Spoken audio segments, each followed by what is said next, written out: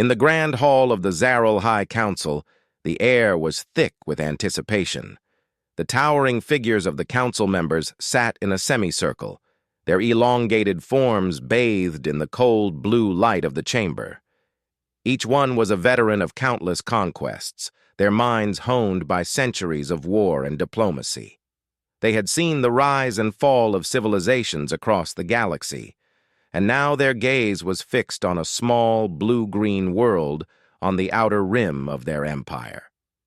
"This planet, Earth," began High Counselor Varthok, his voice a measured rumble that echoed off the ancient stone walls, "has been deemed of strategic importance. Its position, resources, and native species all make it a valuable addition to the Empire. But the natives are problematic," interjected Counselor Drexla, her eyes narrowing. "They are a primitive species, yet their history is one of relentless conflict. They fight amongst themselves constantly, and they have developed weapons capable of immense destruction. Their capacity for violence rivals even our own."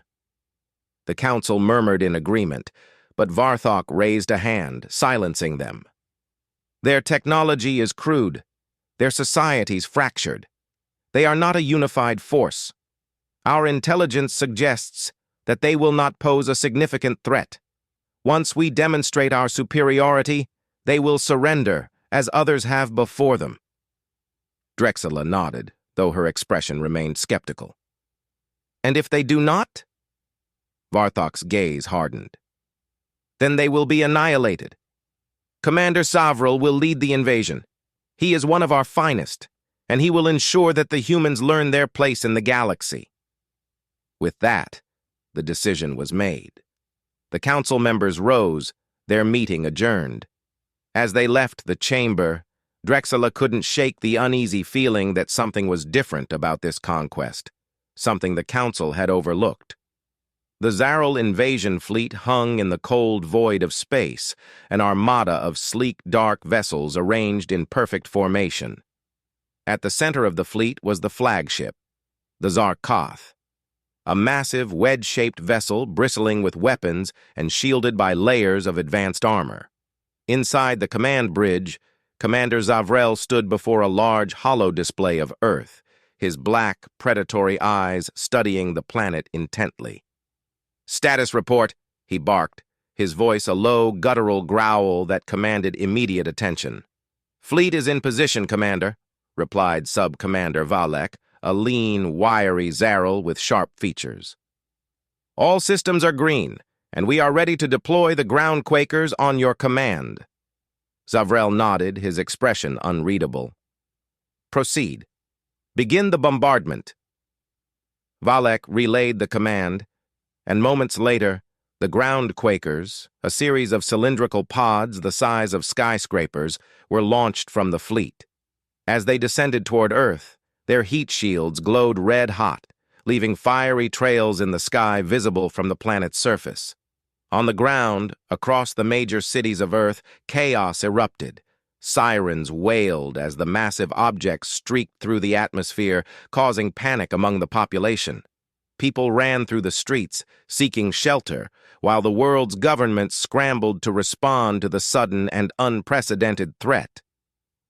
In New York City, General Elena Vasquez stood in the operations center deep beneath the Pentagon, her eyes fixed on the large screen displaying live feeds from satellites and drones. She was a seasoned military leader, her face marked with the lines of someone who had seen too much war in her lifetime. Around her, the room buzzed with activity as analysts and officers worked frantically to make sense of the situation. "General, the ground quakers are less than a minute from impact," an aide reported, his voice tinged with fear. Elena took a deep breath, steadying herself. "All units, prepare for impact. Activate the EMP fields." Across the globe, hidden EMP generators buried deep underground hummed to life. These devices, the product of a secretive and desperate international collaboration, had been developed in response to the increasing threat of extraterrestrial invasion, a contingency plan for the worst-case scenario. The first groundquaker hit the ground outside of Los Angeles, creating a shock wave that could be felt for miles. But instead of triggering the massive seismic event that was intended to level the city, the pod's systems flickered and died as the EMP field scrambled its internal circuitry. Similar scenes played out in cities around the world. The groundquakers, so feared by the Zaral's enemies, lay dormant and powerless, their advanced technology rendered useless by the humans' ingenuity. Back on the Zarkath, Zavral watched in stunned silence as reports came in of the failed bombardment. He had never encountered resistance like this before. The humans, with their primitive technology and chaotic societies, had somehow anticipated his attack and countered it effectively. "Commander, what are your orders?" Valek asked, his voice betraying his unease.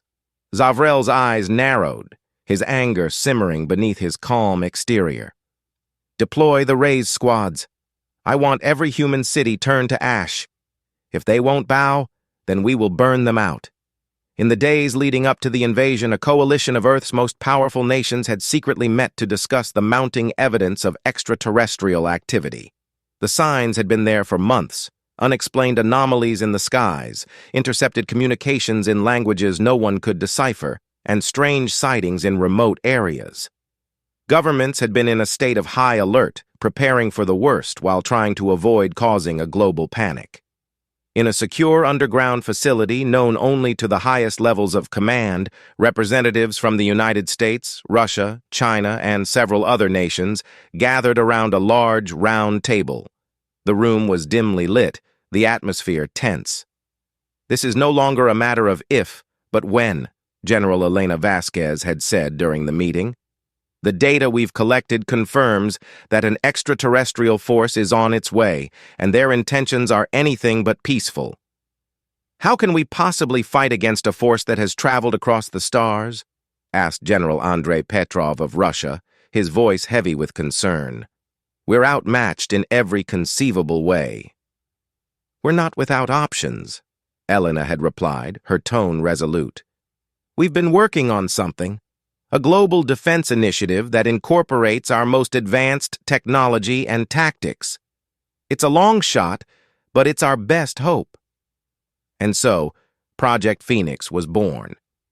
It was a massive undertaking that brought together the brightest minds in science, engineering, and military strategy. The project's aim was to develop new weapons, defensive systems, and strategies to counter the alien threat. One of the key components of Project Phoenix was the development of the EMP fields that had just saved Earth's cities from destruction. But there was more, much more. In secret laboratories and military bases around the world, experimental aircraft, autonomous drones, and advanced AI systems were being tested and refined. Weapons that could disrupt alien technology, armor that could withstand plasma-based attacks, and communication networks that could operate even in the event of a global blackout were all part of the plan. As the raise squads began their descent to Earth, humanity's preparations were about to be put to the ultimate test. The raise squads landed in waves, their dropships touching down in the center of Earth's major cities. These were the Zaral's elite shock troops, clad in armor that shimmered with energy fields and armed with weapons capable of vaporizing anything in their path. They moved with cold efficiency, their objective clear: eradicate all resistance and reduce the cities to smoldering ruins. But the humans were ready. In New York City, as the first raise squad emerged from their dropship, they found the streets eerily deserted. Buildings loomed like silent sentinels, their windows dark. The only sound was the distant hum of the city's infrastructure, a faint reminder of the life that once filled these streets. Without warning, the ground beneath the raise squad erupted. Explosives planted by human resistance fighters detonated, sending debris flying and catching the aliens off guard. Before they could recover, automated turrets hidden within the buildings opened fire, their projectiles designed to pierce even the advanced armor of the Zaral warriors. At the same time, drones buzzed overhead, dropping EMP grenades that disabled the aliens' shields and weapons. Human soldiers, clad in newly developed armor that provided both protection and enhanced strength, moved in swiftly, engaging the disoriented invaders in close combat. What the humans lacked in technological sophistication, they made up for in tactics, coordination, and sheer tenacity. Across the globe, similar battles played out. In London, resistance fighters used the city's ancient underground tunnels to launch surprise attacks on the invaders, emerging from the depths like ghosts to strike and then disappear before the aliens could retaliate. In Tokyo, the dense urban landscape became a maze of traps and ambushes, with entire buildings rigged to collapse on top of the advancing Zarul to disrupt. "Commander," a technician called out, "we're receiving reports of heavy fighting in Paris. The Rays squad there is advancing toward the Eiffel Tower.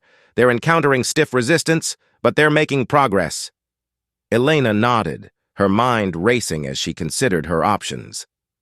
"Send in reinforcements from the southern suburbs. Tell them to use the tunnels beneath the city to outflank the aliens. And get me an update on the situation in Moscow." As the technician relayed her orders, Elena turned to Captain Jonathan Reed, her second in command. "How's the preparation for Operation Nightfall?" Reed's expression was grim. "We're almost ready. The teams are in position and the payloads are secure. But if this fails—" "It won't fail," Elena said firmly. "We've come too far to fail now." Operation Nightfall was the final phase of Project Phoenix, a plan that had been devised in the event that the conventional defense of Earth proved insufficient. It involved a coordinated global strike on the Zarul fleet in orbit, using experimental weapons that had never been tested on this scale. If successful, it would cripple the invaders' ability to wage war and force them to retreat.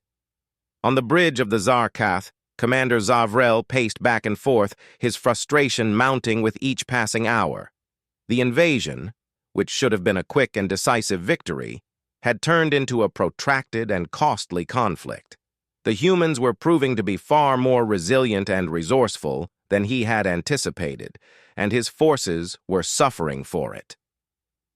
"Commander, we've lost contact with the Rays squad in Cairo," Sub-Commander Valek reported, his voice tense.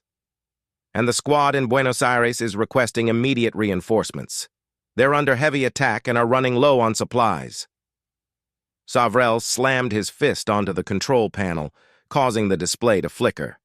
"How is this possible? These creatures should be cowering in fear, not launching counterattacks."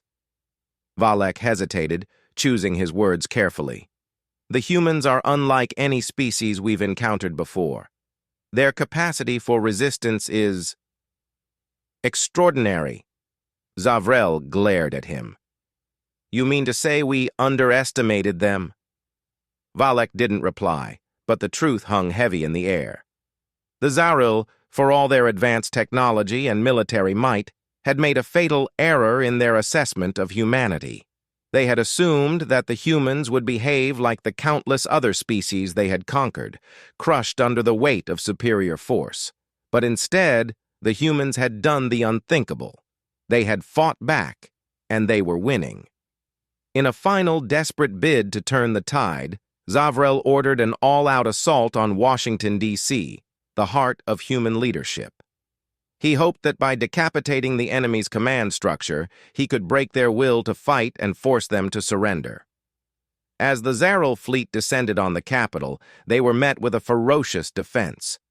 Anti-aircraft batteries fired relentlessly, filling the sky with a deadly barrage of missiles and energy beams. On the ground, human forces, bolstered by reinforcements from across the country, stood ready to repel the invaders. The battle that followed was brutal and chaotic, with both sides suffering heavy losses. But the humans fought with a determination born of desperation and defiance. They knew that this was their last stand, and they were willing to sacrifice everything to protect their home. In the end, it was not a single heroic act that decided the battle, but the cumulative effect of countless acts of courage and defiance. The Zarul, unable to overcome the unyielding resistance, were forced to retreat. As the last of their ships lifted off from the battered remains of Washington, D.C., Commander Zavrel watched in disbelief. The humans had done the impossible. They had defeated the Zaral Empire. The aftermath of the invasion left Earth scarred and battered, but not broken. Cities lay in ruins and millions had perished in the conflict, but humanity had emerged victorious. The war had united the people of Earth in a way that nothing else could have, forging a new sense of global solidarity and purpose. In the months that followed, the survivors worked tirelessly to rebuild their world. The lessons learned from the invasion led to advances in technology, medicine, and society. Nations that had once been rivals now cooperated closely, recognizing that their survival depended on unity. General Elena Vasquez, hailed as one of the heroes of the war, stood on the steps of the United Nations building in New York City, addressing a crowd of representatives from every corner of the globe. Behind her, the newly rebuilt skyline of the city rose against the horizon, a symbol of resilience and hope. "We faced an enemy that sought to destroy us, to take our world and our future," she began, her voice carrying the weight of everything they had endured. "But we did not run. We did not surrender. We stood together, and we fought back. And because of that, we are still here." The crowd erupted in applause, their cheers echoing across the plaza. "But our victory is not the end," she continued, her tone sober. "It is the beginning of a new era, where we must remain vigilant, united, and prepared for whatever challenges lie ahead. The Zaral thought they could break us, but they were wrong.